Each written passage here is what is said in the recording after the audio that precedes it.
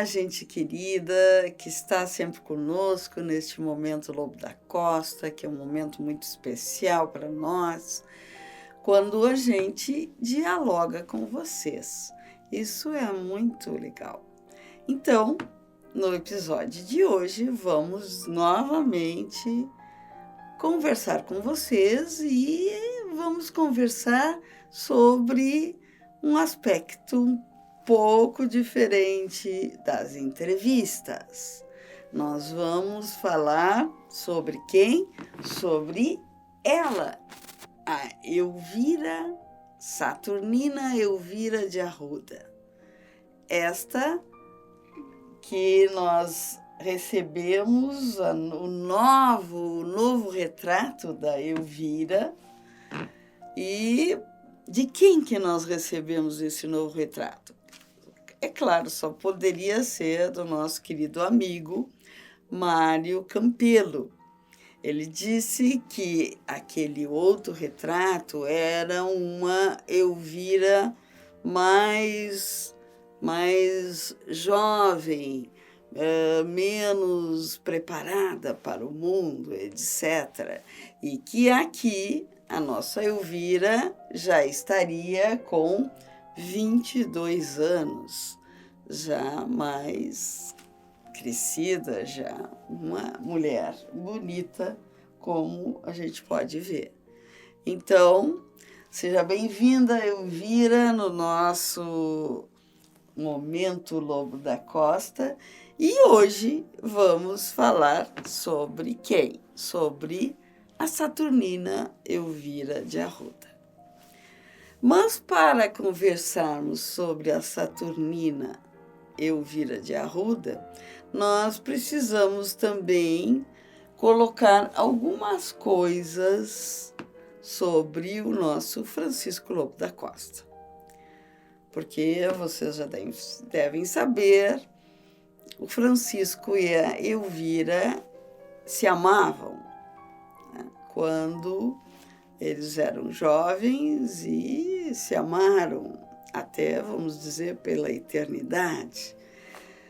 E para que nós consigamos captar os aspectos da Elvira, é bom também tocarmos em algum aspecto do lobo. Bem, o que se sabe da Saturnina Elvira? Se sabe que ela era filha do João Mendes de Arruda e da Maria Josefa. O João era charqueador, era rico, era uma pessoa de muitas posses. Só para ver, para vocês notarem, eles tinham aqui na cidade de Pelotas 2 casarões. Um dentro do centro, porque o centro de Pelotas, na década de 1800 e poucos, o centro era mais para o porto. Então, o casarão que ele tinha ali era um casarão do centro, que ficava na rua 15 de Novembro, na esquina da 15 de Novembro com a rua Uruguai. Hoje é um edifício, né?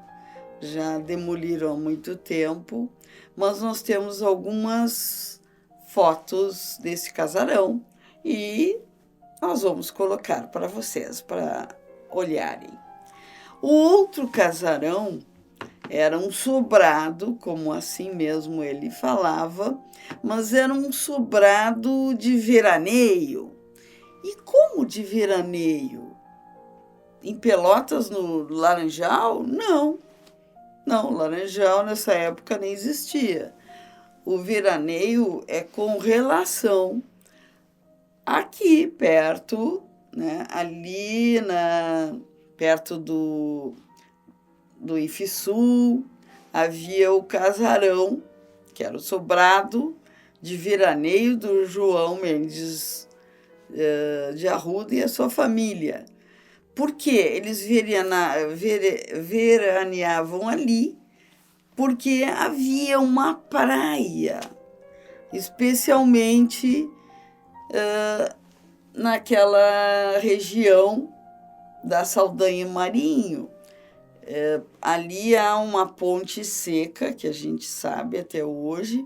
Por que seca? Porque secaram, né? Foi o braço do Santa Bárbara foi desviado, né? Quando fizeram modificações posteriores.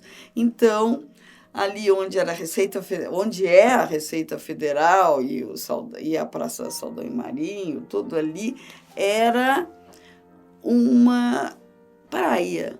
Tomavam banho ali e muitas pessoas tinham, então, para essa região, como o caso do João Arruda, uma casa de veraneio, que ficava especialmente aonde nós temos agora, ali perto da Praça 20 de Setembro, a Laneira, bem perto do IFSU.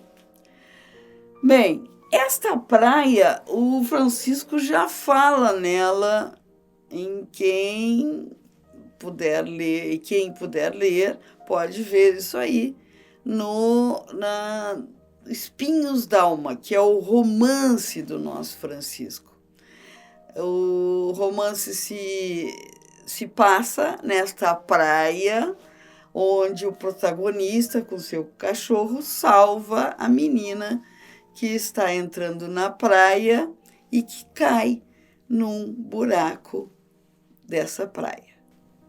Então, nesta praia era o local de veraneio da família Arruda. Quando não estavam no veraneio, iam para o casarão da 15 de novembro, que nessa época não era 15 de novembro. Bom, a Elvira, ela é a antepenúltima filha do casal. O casal teve 9 filhos e a Elvira é a antepenúltima. Com a Elvira existem outras que vão ser importantes na história da própria Elvira, que é a irmã dela, é a Luísa. E também outra, Sinhá, que também é importante, que o Lobo vai conversar, etc. Mas como que o Lobo chegou até a Elvira? Então, para que nós saibamos disso, vamos ver rapidamente algo do Francisco. O Francisco Lobo da Costa, ele sempre foi muito inteligente, gostava muito de estudar, era ótimo na escola, mas teve que começar a trabalhar cedo, porque depois da Guerra do Paraguai, o seu pai, que tinha um armazém, ficou com dificuldades financeiras. Então, os 2 filhos mais velhos, né, que o Francisco, o mais velho que o Francisco era o Luiz, depois o Francisco, aí Delvira e, por final, o Morivaldi. Eram 4 filhos.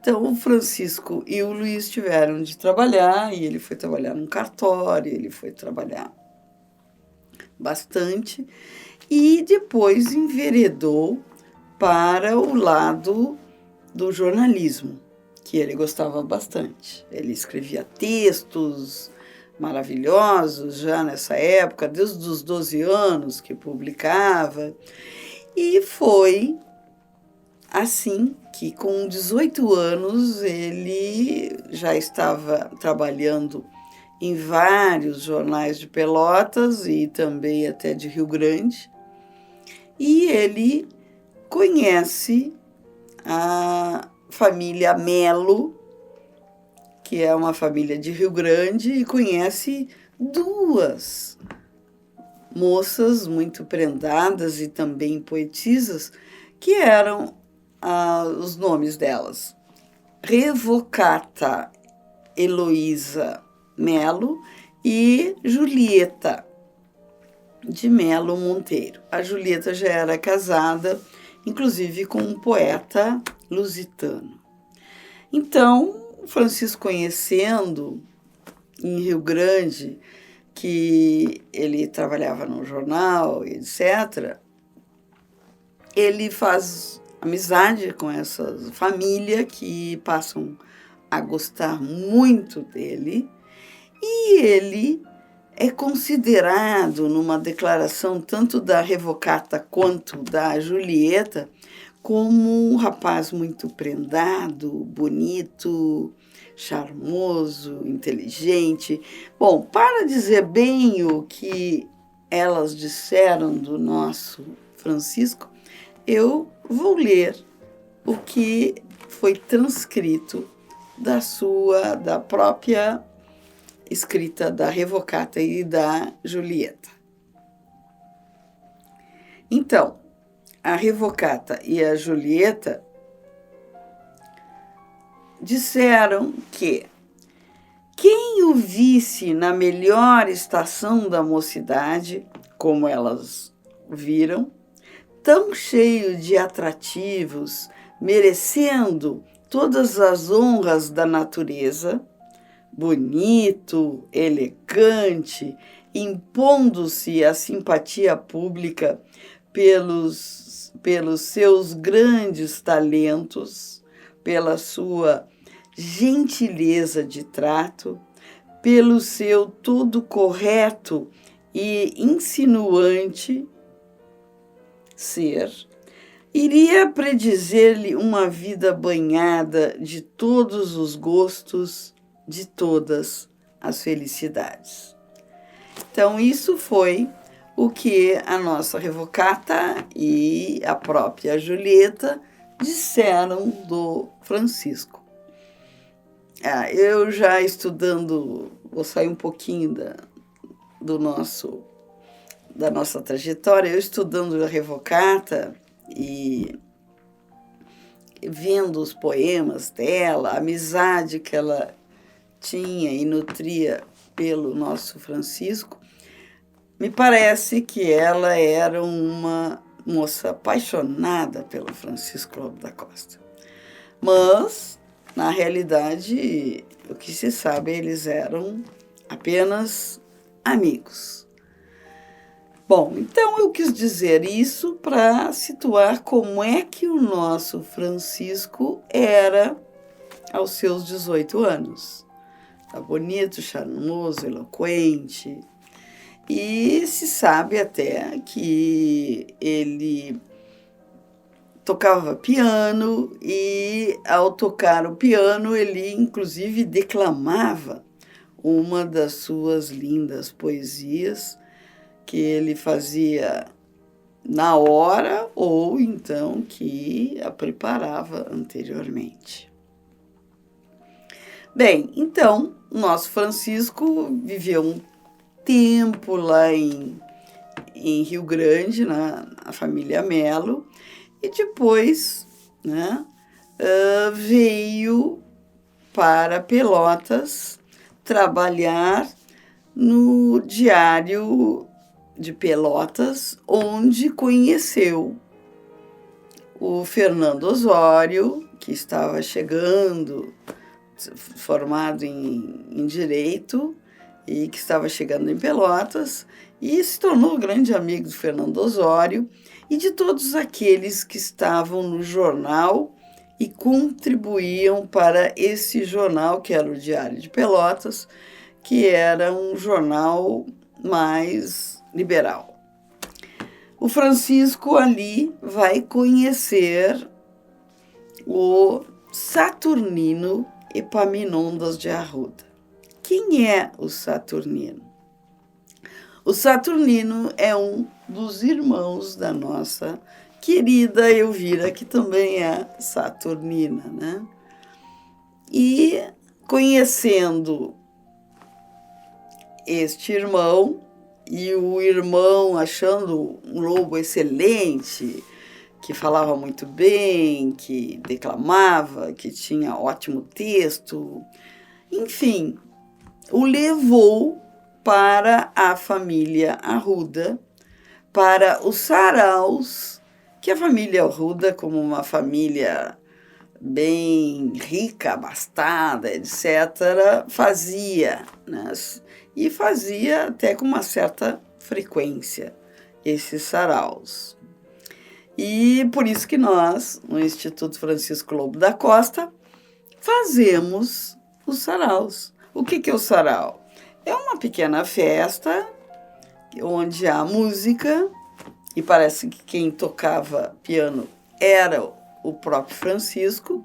Havia outras pessoas que também tocavam, se apresentavam, mas o Francisco era uma delas. Havia poesia e o Francisco também declamava, e havia doces, salgados que a família brindava os seus convidados.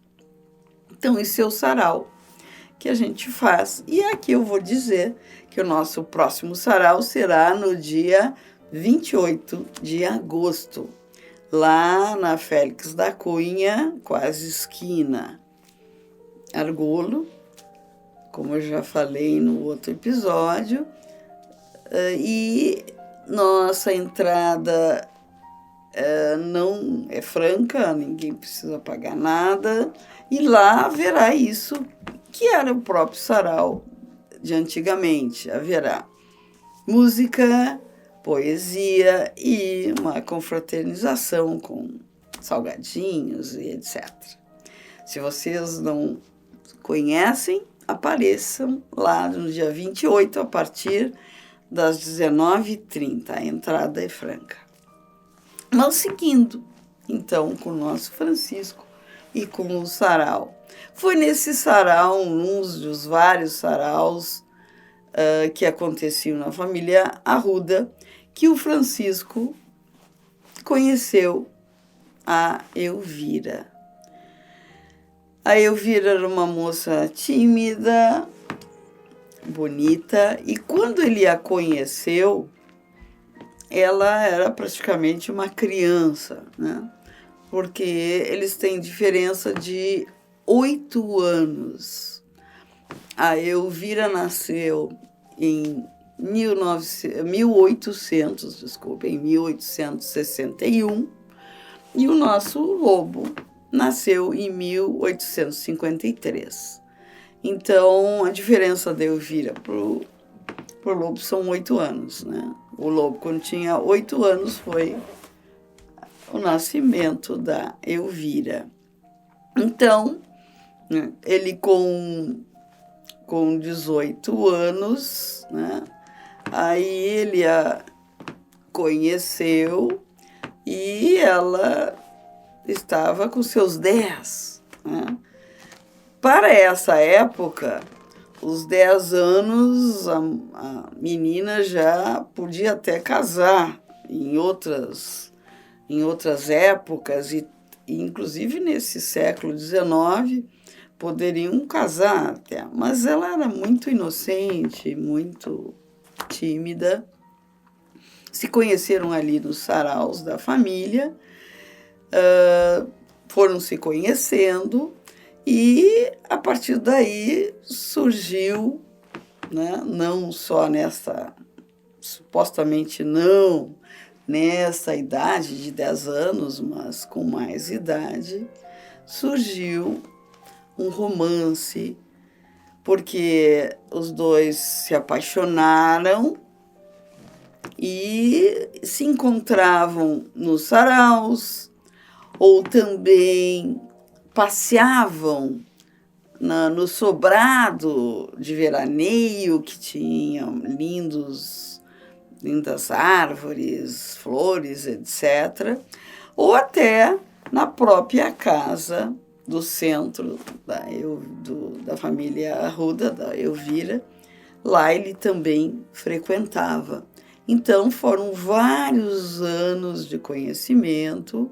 Inclusive, o João Mendes de Arruda tinha uma estância no lado do Uruguai, próximo ao município de Jaguarão.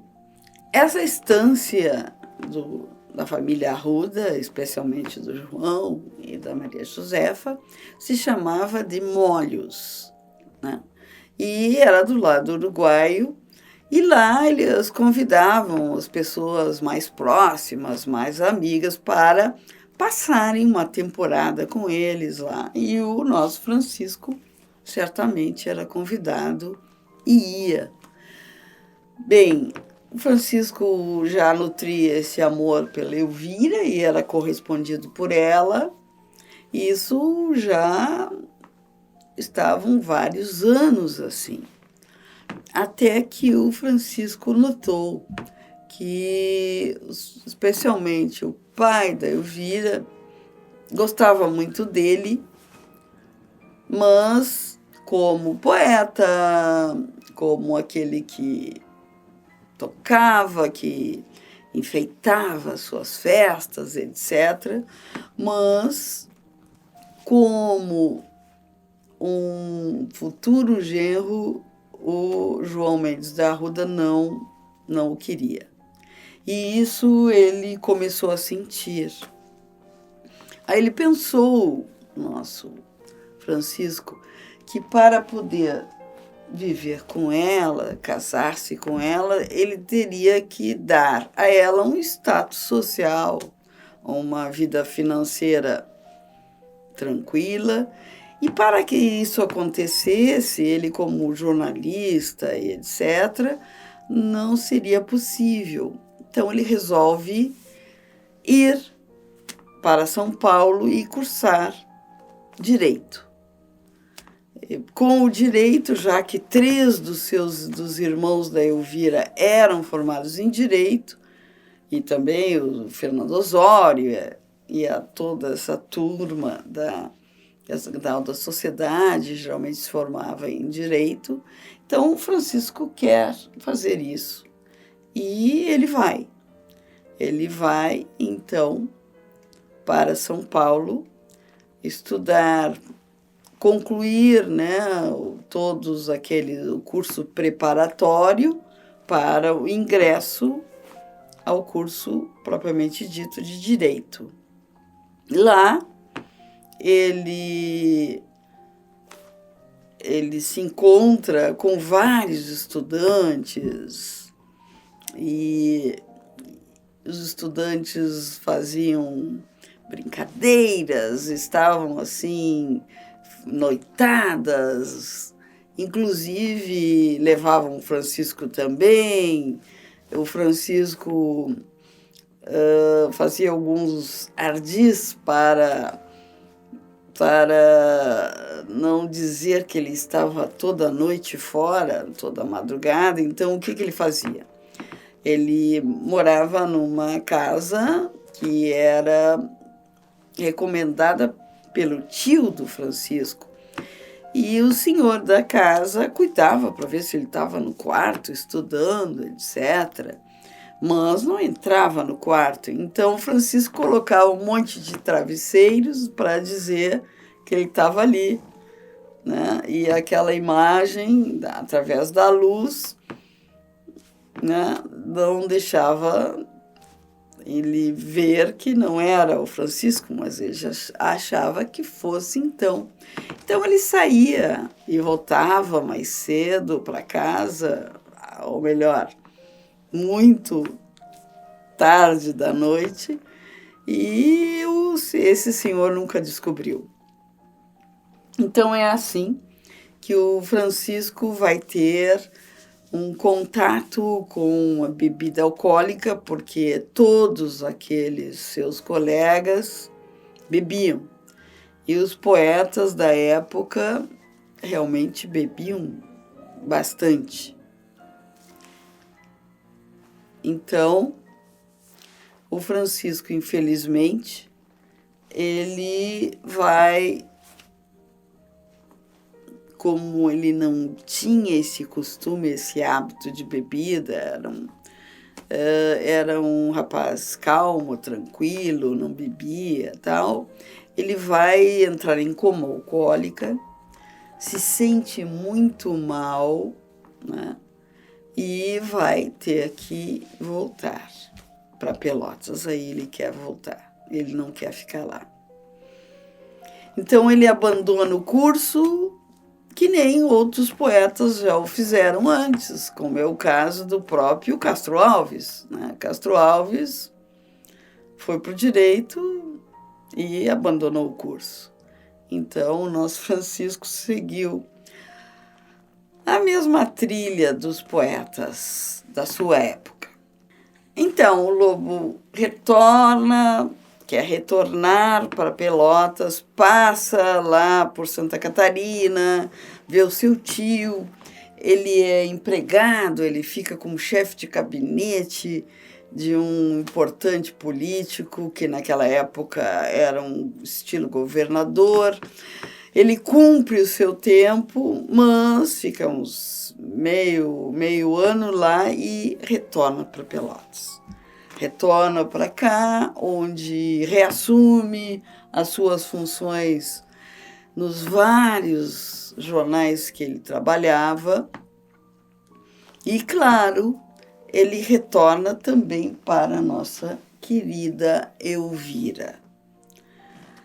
Só que a situação entre eles estava bem, porque ambos se amavam, né, e queriam se ver sempre, passeavam nas casas, nos saraus, como eu já falei, inclusive no cemitério. Tem até há um poema do Lobo que ele conta, né, que ele encontra lá no cemitério, que é um lugar para cuidar dos mortos, e que ele foi lá colocar flores para sua mãe, que já tinha morrido. Ele perdeu a mãe aos 18 anos e encontra a Elvira, e para ele seria sempre uma felicidade encontrá-la nos lugares que podia.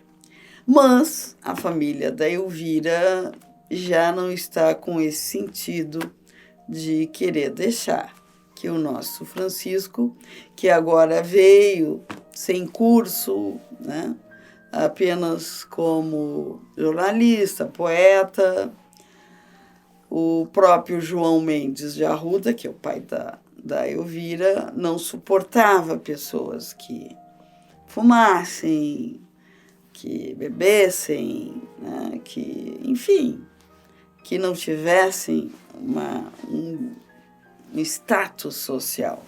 Era isso que ele não queria para a sua filha. E o que acontece? A Elvira, sempre muito submissa, ela delicada, ela tem um ar de delicadeza, querida.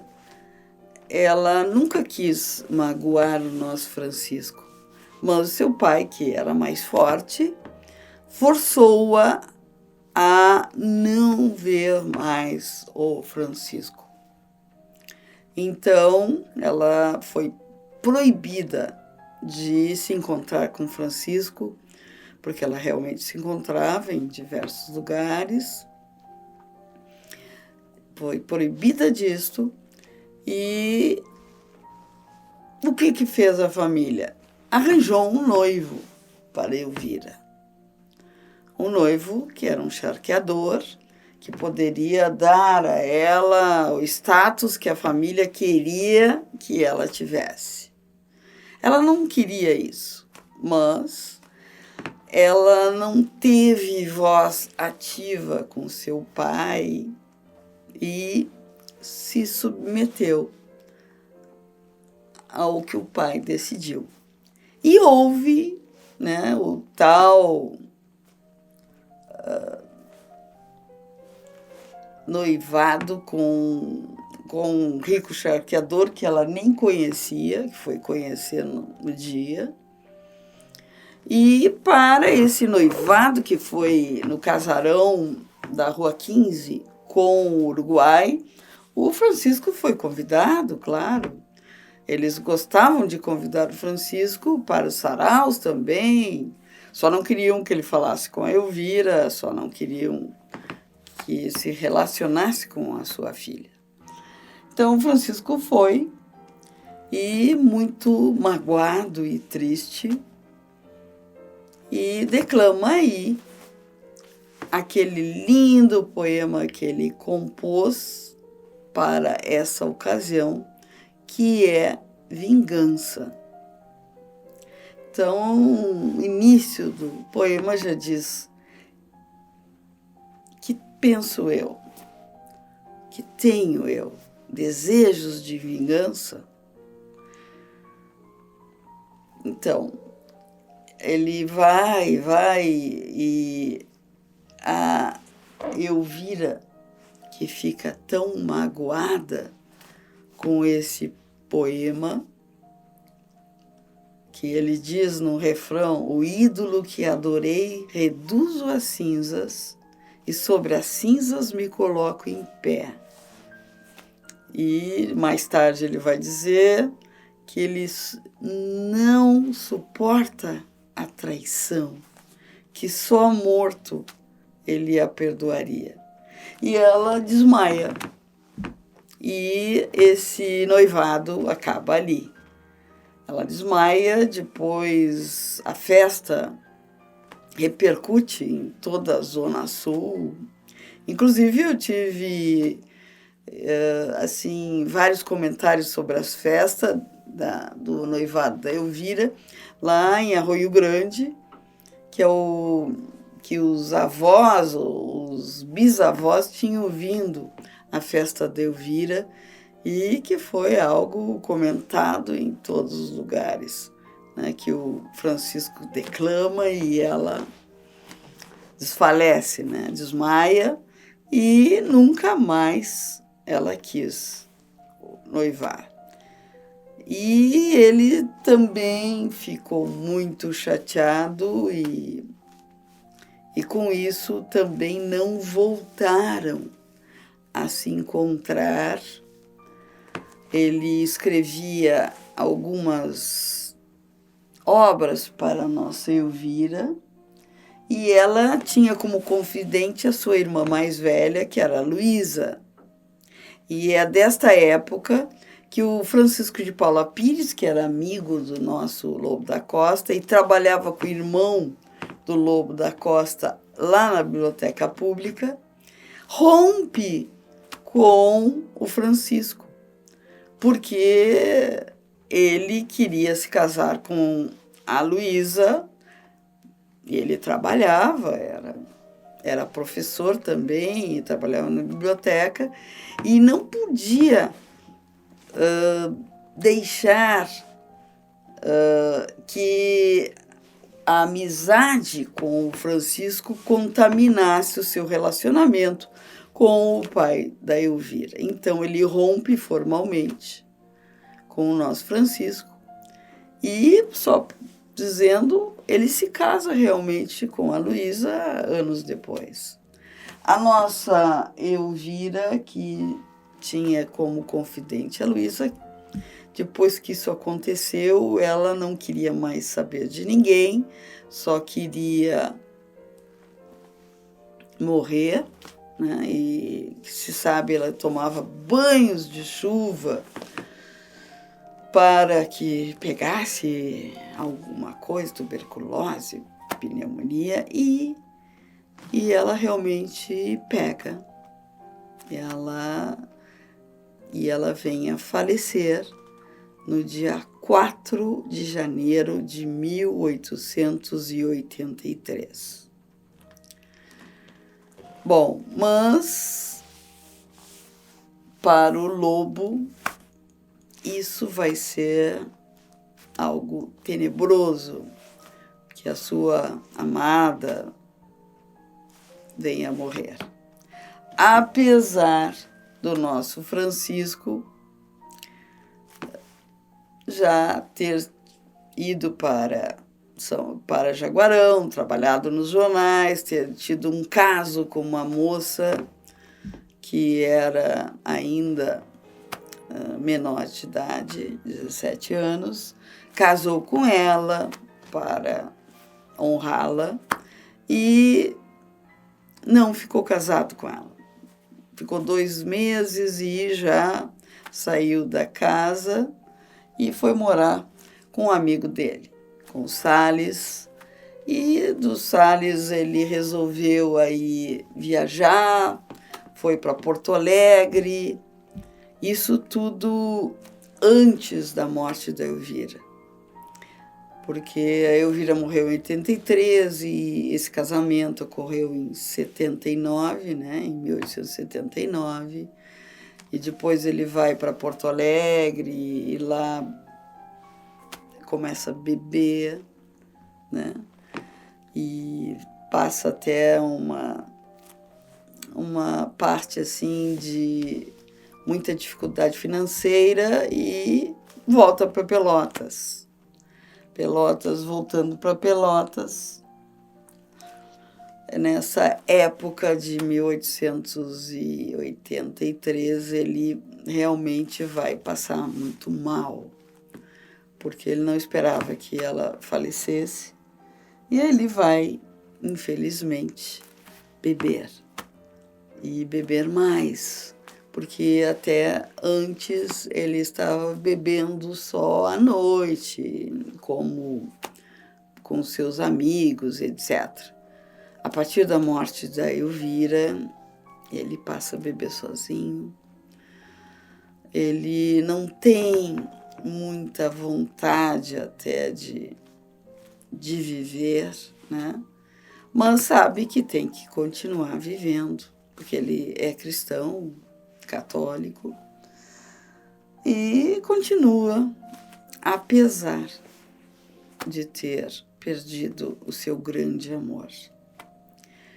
Bem, daquele casamento, que ele ficou casado 2 meses, a esposa teve uma filha, que é a Amanda, e o Francisco vai escrever versos para Amanda, mas para a esposa, a ex-esposa, ele nunca a menciona em nada. E ele dava o sustento para a Amanda, mas não tratava com aquela ex-esposa, que ele mesmo disse que se separou por incompatibilidade total dos gênios. Então, assim fica a nossa história da querida Elvira. A Elvira, o único amor da vida dela foi o nosso Francisco Lobo da Costa, e esse amor foi recíproco, porque também foi o único amor do Francisco Lobo da Costa. Eu espero que vocês tenham gostado, não é, da história da Elvira, mas que não foi uma história coroada de êxito, mas ela viveu vários anos muito feliz com o seu amado Francisco, até que o pai se deu conta, né, que poderia surgir algo muito mais forte entre eles, e já estava bem forte, e proíbe, e aí ela vai ficar triste dessa proibição, mas não tem aquela firmeza de enfrentar o pai. Só que depois do malfadado noivado, ela enfrenta o pai e não quer mais nunca se casar. E a família também fica muito triste com isso. Tanto o pai, o João, como a Maria Josefa. E assim termina a história da nossa Elvira. Mas ela é muito bem cantada nos versos do nosso Lobo, em várias poesias, né? A vingança é a única mais forte, como a gente pode dizer, que ele se sente traído, mas todas as outras são poesias de amor, onde ele diz, inclusive, o nome dela, Saturnina Elvira, ou dedica a Elvira, ou dedica a outra que também seria a própria Elvira, sem dizer o nome. Bem, gente querida, vocês gostaram do nosso episódio? Eu gostei e quis falar da nossa querida Elvira, já que foi um presente maravilhoso que o nosso instituto, e eu me incluo junto, todos os membros da diretoria, nós agradecemos ao nosso querido amigo e também diretor do nosso instituto, agora está conosco, que é o Mário Campelo. Obrigado, Mário, e agradeço a vocês pela audiência e até o próximo episódio. Fiquem com Deus e um beijão.